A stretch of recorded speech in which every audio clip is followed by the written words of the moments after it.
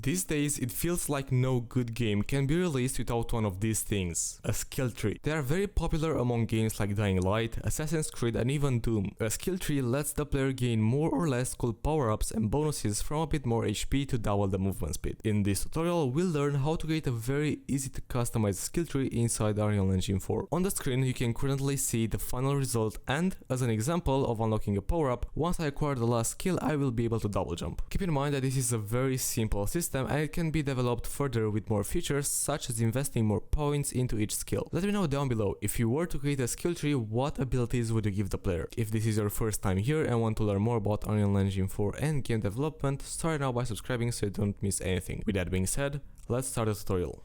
Let's start this tutorial by going into the project that we are going to work in. This is for me a pretty much basic third-person template. The only thing I changed that really are going to matter in this tutorial are the fact that I added some icons that I'm going to use. These are not mine, these are from a pack that Epic Games gave away some time ago. If you have these, you can use them, but it's better to create your own icons. Then I also added a font, again, not mine, added from thefont.com. You can make yours, you can download one, you can do whatever you want. These are only so everything is going to look a little bit better. Let's go on in content browser, right click user interface and create a new widget for now. We're going to start things very basic. Let's call this UI underline skill tree. And now we will have to style a little bit this UI so we know exactly where we're going to set each slot and how this is going to look. So first, let's get an image, drag it in the canvas panel. Let's go to anchors and select the bottom right one, set all the offsets to 0 and then offset left. This is going to be somewhere around 1200. That should be fine. Let's go to color and opacity and set this to a gray color. Maybe around here. Maybe just a little bit darker. Okay, that should be great. So let's leave this as it is for now. Then let's get a background blur. Once again, go to anchors, bottom right, and then set all the offsets to 0. Okay, and let's set the blur strength to 2. Now, as you can see, the blur is also applied to this image, so all we have to do is to go to Z order and set this to -1. So this way, we are going to have this sharp edge here for the image. Okay, one thing that I forgot to do is to go back to the image and set the anchor to the top right one. So this way, the image is going to follow the top right anchor from the viewport. Okay, now let's add a text, drag that in the canvas panel. Let's set the font to the one that I imported. Let's go to font family, and this one. Let's set the justification to be on middle, and then set this to be right on the image, so it's going to be the same width. Okay, and then let's set anchors to the top right once again. Okay, now this one is going to have a pretty important meaning. This is going to tell the player how many available skill points the player has. So let's go to text, bind, create binding. Okay, let's go from return value to string to text from string. Then we are going to append. Okay, in A we are going to plug you have and a space.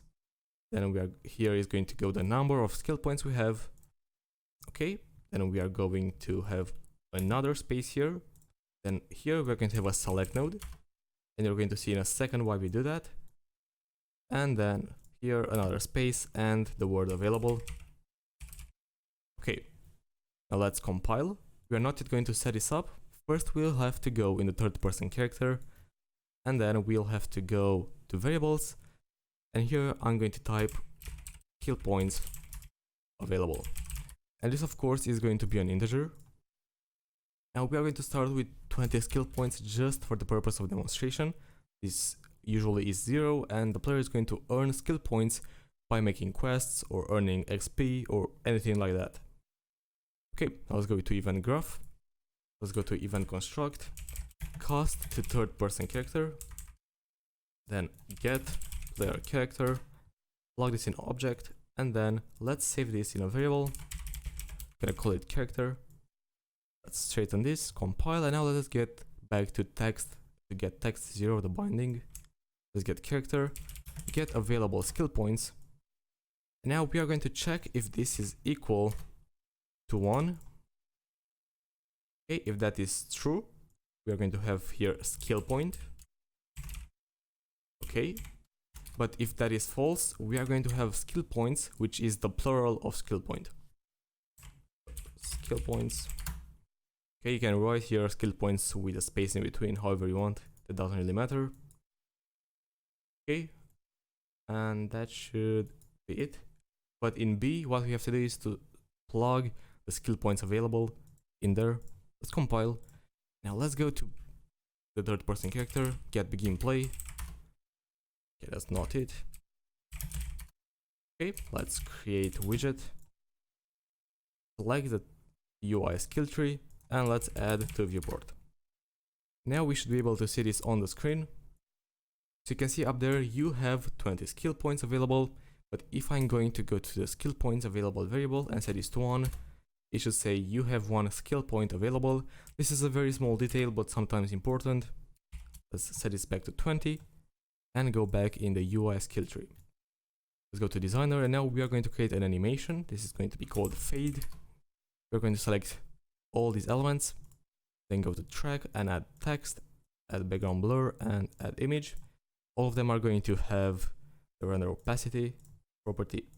Okay, we are going to start with a value of 0 and then in 0.5 seconds this is going to be 1. Okay, then let's deselect the fade animation, so this is not selected with a yellow color, and then select all of these elements and set the render opacity to 0, so by default these are going to be invisible. So the next thing that we will have to create is a custom function inside the widget. So add custom function, I'm going to call this open/close skill tree. We are going to have an input called open with a question mark, which is going to determine whether we want to open or close a skill tree. If this is true, then we're going to get a fade animation and we're going to play this play animation with a play mode forward. But if this is false, we are going to play once again the animation but with a play mode reverse. The next thing that we have to make is obviously a way to call this function, and that is usually done through an input button to an action mapping. So let's go to project settings, input, action mappings, and let's create a new one. I'm going to call this open/close st. Okay, bound it to my I button. You can bind this to whatever button you want, it doesn't matter. Okay, let's go to the third person character, open/close st. Okay, and now we will have to create a boolean. I'm going to call this is skill tree visible. By default this should be false, and here what we'll do is to check if this is true or false on pressed, and now we will have to create two new functions. So let's add a custom event, open st, and another one called close st. Close st, alright. If this is true, which means that it is visible, we are going to close st. But if this is false, which means that it is not visible, we are going to open st. Okay, now in order to call this function that we just created, we will need a reference to the UI. So for that, we will have to promote this to a variable. Let's call this st. Okay, plug this in here now. And what we have to do is to go to st and call open close st. On open, open should be true, and on close, it should be false, because we want to close the skill tree. Okay, the next thing that we will have to do is to get the player controller, not the character, so get player controller, then set input mode to game and UI on open, and then set input mode to game only on close. Okay, now the in widget to focus is going to be the skill tree, and the in mouse lock mode is going to be lock on capture with the hide cursor during capture false. Now this technically should work, but it is not going to. That is because we have to go to the skill tree, go to designer, go to the root canvas panel, and now we will have to go, actually we have to go to the UI skill tree, the root, first thing, and set is focusable on true. Okay, now this is going to work. Let's get a player controller once again. Set show cursor. This is going to be true when we open the skill tree and false when we close it down. Okay, we will have to set is st visible to true here and to false on the other one once we close it. Let's compile, let's play, and let's see what is going to happen. We're going to press I, and now you can see that I'm going to have my cursor on the screen. And if I'm going to press I once again, it is going to disappear. One problem that we currently have is that if I'm going to press I, I'm still going to be able to move. But this is an easy fix. Let's do that right now. So here on movement input, what we'll have to do is a simple branch. We'll need to check if st is visible, and if this is false, which means that it is not on the screen, we are going to add movement input. The same thing over here. False in the add movement input, play and press I. Now I'm not going to be able to move. One problem that we still have is that if I'm going to hold any of the mouse buttons, I'm going to be able to move the camera of the character. You can fix that by doing the same thing over here with the mouse input, but I don't want that. I don't think it's necessary. For now, let's close down everything that we had opened. Then let's go to content browser and create a new widget blueprint. I'm going to call this UI underline skill slot. And the first thing that we have to do, and that is very important, we have to go here to fill screen, set the custom, and set the width and height to 100. Then let's add an image in the canvas panel. Set this to fill the entire page with offsets 0. And for my brush, I already added an image, which is kind of a border. You can copy this or create your own.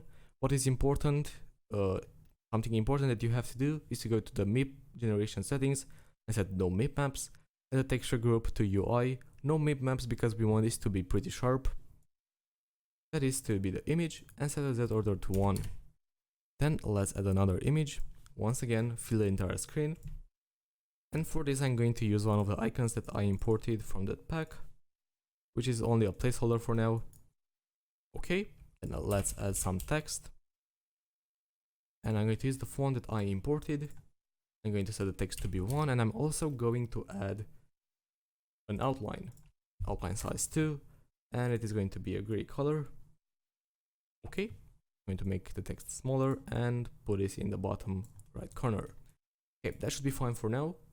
And one more thing that we have to add is a button, which again has to fill up the entire screen and has to have the Z order on 3 or even higher, just so make sure that nothing is going to be above it. Now let's go to style.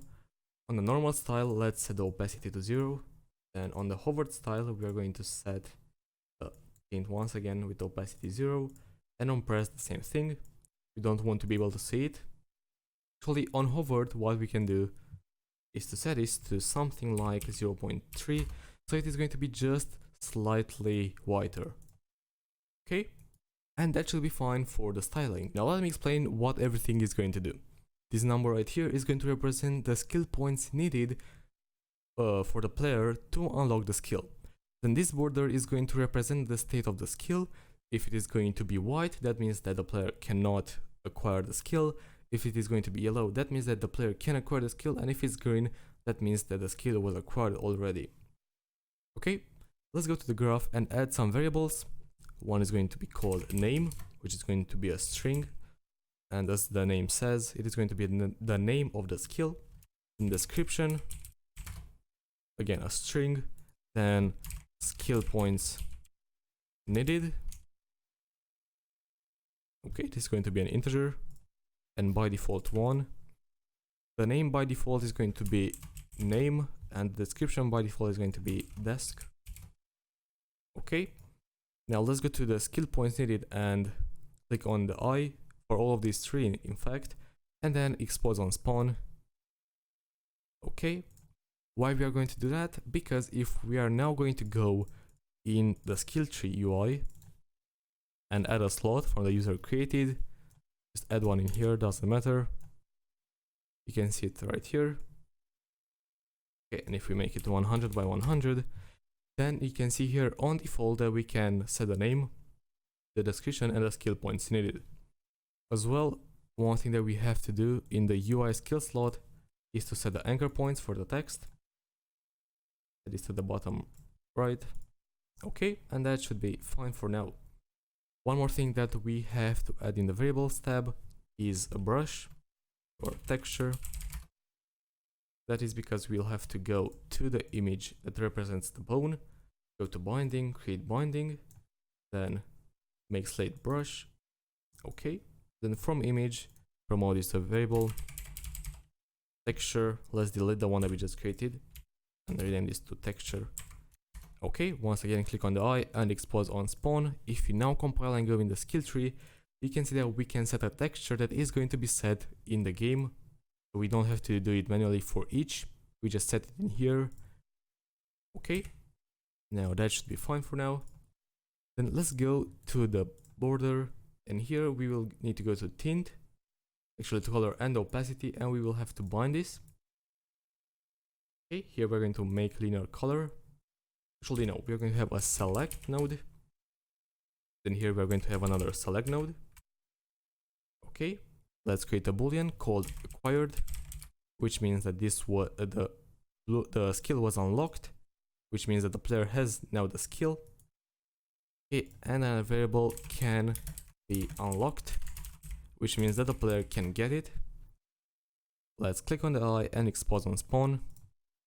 Can be unlocked goes in the first index and then acquired in the second one. If can be unlocked is false, this is going to be white. If it is true, then this is going to be a yellow color. Okay, but if acquired is true, this is going to be green. Okay, that should be it.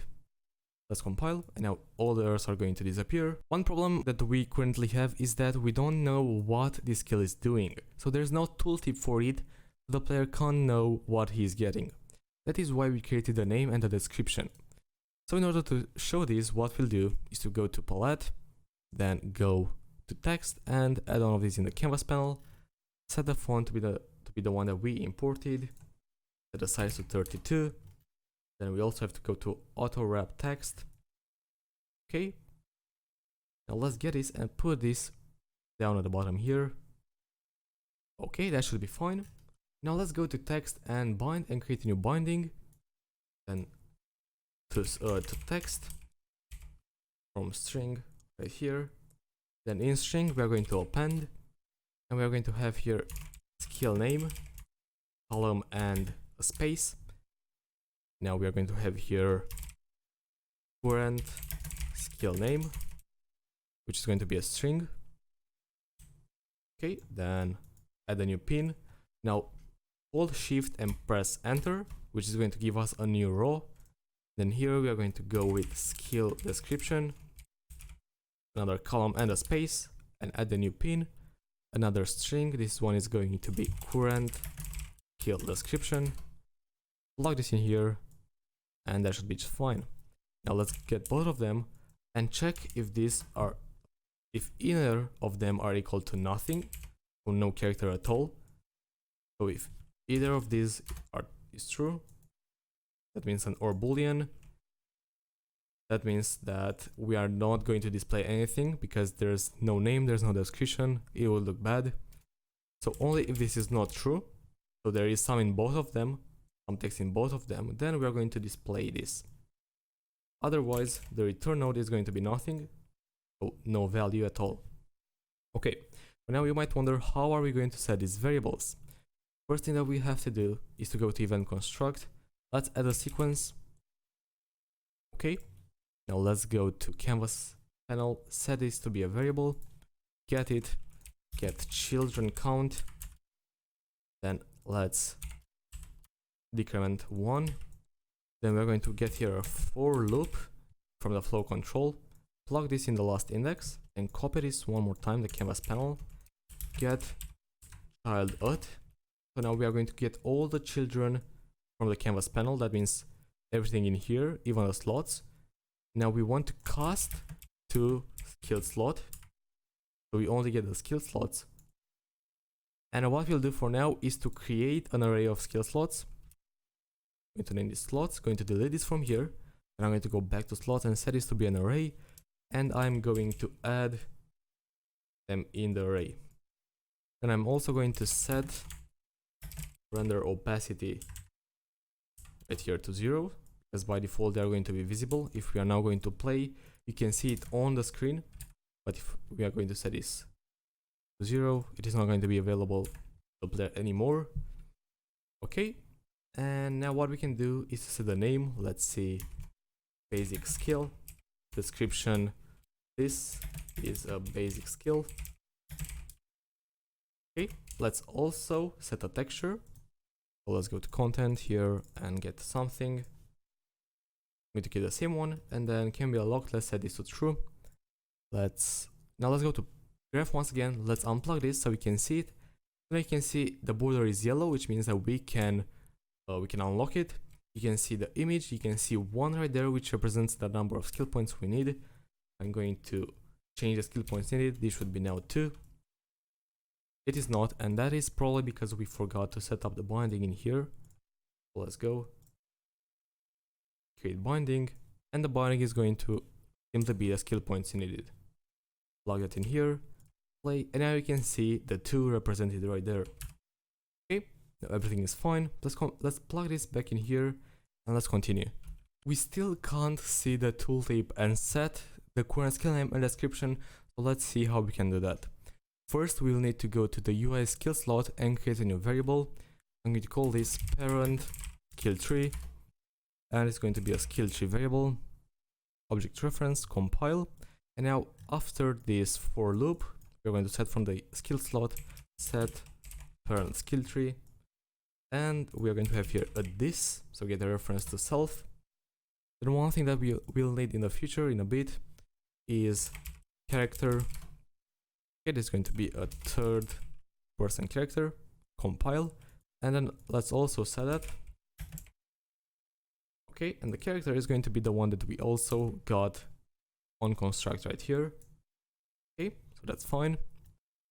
So now we'll have to go to UI skill slot, go to the button that we created, and go to on hover and on unhover.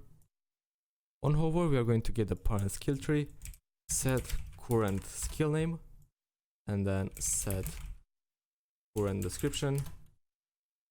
The name is going to be the name, and the current skill description is going to be the description. Then we can copy this and set them to nothing, which means that we are going to leave them empty. Okay, now this should be fine.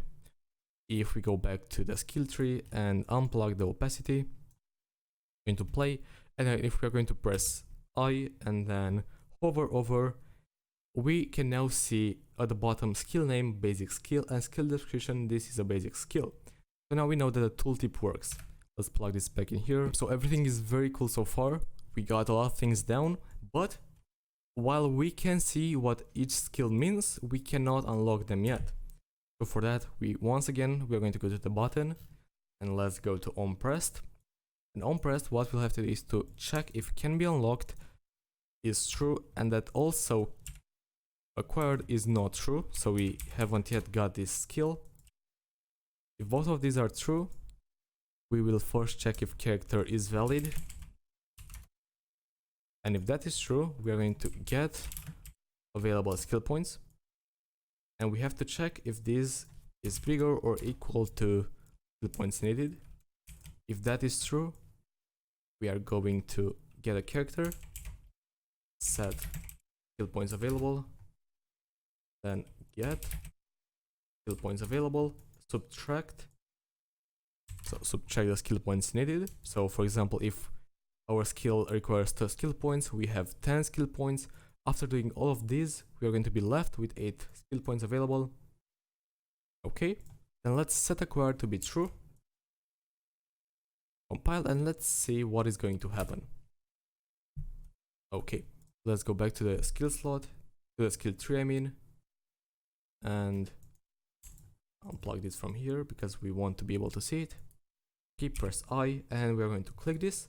Now you can see that this is green, and if you paid attention at the top here it says 20. When I'm going to press it, now it says 18, so that's exactly what has to happen. Currently we got a very basic skill tree system. Why is that? Because we only have a root, there are no branches. So let's create some real quick. I'm only going to create around 2 because I don't need more right now. You can create how many you want, it doesn't really matter.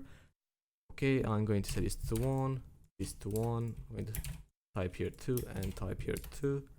Okay, just so we can make the difference between the 3 of them. Now let's go to content and get some other icons. Again, doesn't really matter what you put, or at least it doesn't matter for me. In your game, of course it does. Can be unlocked should be false because we don't want to be able to unlock this by default. Okay, compile. And now what is the logic behind this? Once we acquire this one, we want to be able to acquire the other 2 as well. Actually, I'm going to create one more here, just so this is going to be a little bit more clear. Okay, then after we acquire this one, we want to be able to acquire this one as well, and so on. But for that, we need to let the game know what slots we want to be able to acquire after this one, as well after this one, as well after this one. For that, let's go in the variables tab in the skill slot and create a variable called neighbors.